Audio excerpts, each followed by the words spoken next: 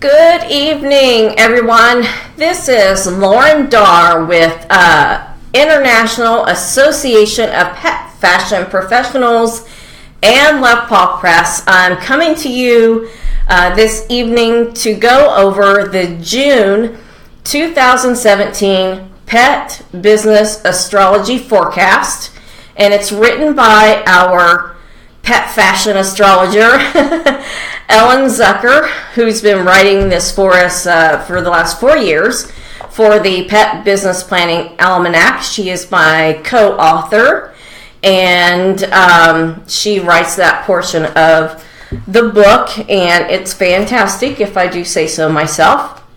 It's one of the sections that people automatically jump to when they get their copy of the Pet Business Planning Almanac.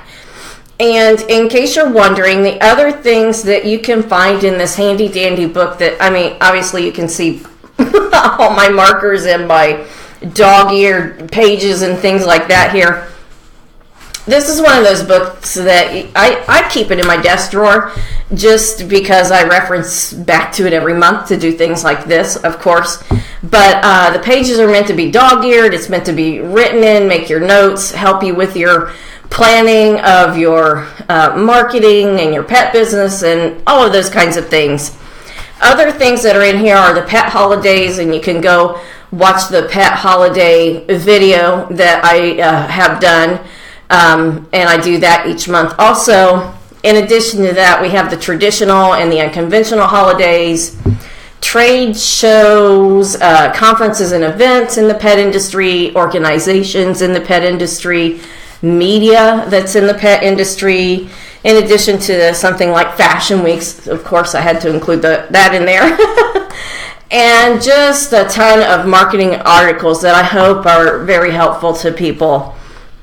So what I'm going to do is I am just going to read this verbatim out of the Pet Business Planning Almanac, what Ellen has written for the month of June 2017, and also she does a whole overview of the year, and you can find that easiest place probably just to pop over to our YouTube channel. I do have it in my Facebook feed, but you would have to go back to probably like January to find it. So the YouTube channel, we post these over there once we have done the Facebook Lives, just as an FYI. So without further ado, let's get to June 2017. It says, all hands on deck. This month, it's time to get moving. With a fiery grand trine, it's hard not to be fired up at the month's prospects going forward. All points point to Saturn in Sagittarius, prodding you to align your goals with your highest values and take concrete action to make them real.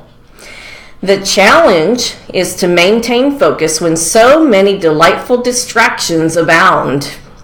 June's Gemini sun is prone to distraction even under the best of circumstances. Mars, also in cerebral Gemini, seeks them out. How can one complete one item when there is new glittery option at every turn? Nonetheless, Gemini's ruler, Mercury, is in Taurus. This slows the circus down somewhat. Emotion drives Mars when it enters Cancer on June 4th. Mars shows how you take action. In Cancer, the tendency is to be reactive. Mars moves its focus to such Cancerian issues as family, home, and security. Channeling energy into a martial art and tackling home maintenance and improvement tasks are excellent ways to work off steam during Mars's 6-week stay. A number of energy shifts have taken place by the time you experience the full moon on the 9th.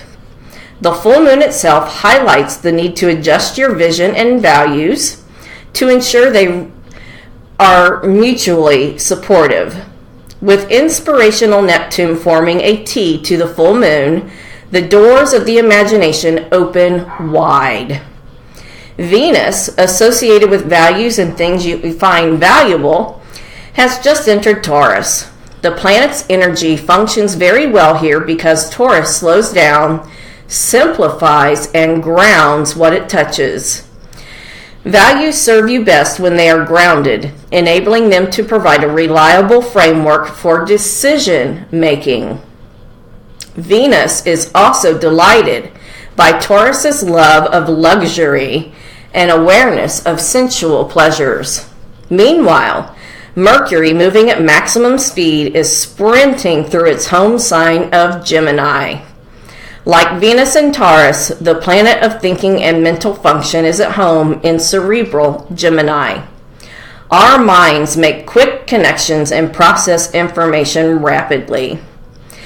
Take a time out around the 16th to strengthen your spiritual connection to the universe when Neptune pauses to station retrograde. On the 20th, head opens to heart as cerebral Gemini energy gives way to water Cancer sign. This transition also coincides with the summer solstice and the onset of the summer season.